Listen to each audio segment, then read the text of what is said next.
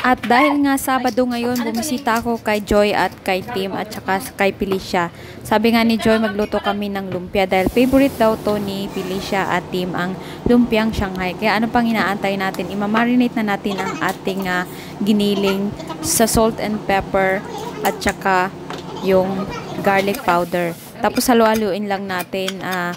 I-adjust lang natin, depende sa inyong panglasa. Maglalagay tayo ng kunting Maggi Magic at tapos meron tayong pininong onion dito. Tapos meron din tayong pininong carrots dito. So ayan lang ang mga ihalo natin. At meron din tayong kinchay dito or celery sa English.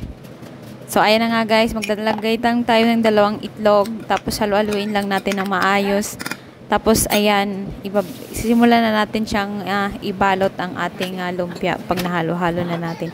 So nagugas naman ako ng kamay dito bago ko siya inalo-halo. So ayan na nga, magsimula na tayo magbalot. Nagbalot lang muna kami ng isa para itatry natin kung okay na ba yung lasa ng ating lumpia Shanghai.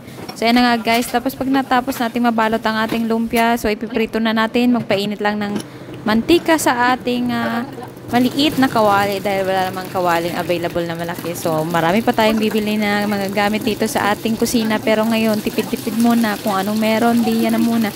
So, ayan na nga guys. Luto na at okay naman yung lasa, masarap. So, ayan na, nagprito na nga kami ng maramihan dahil marami ang kakain. At favorite talaga to ni Tim at ni Felicia.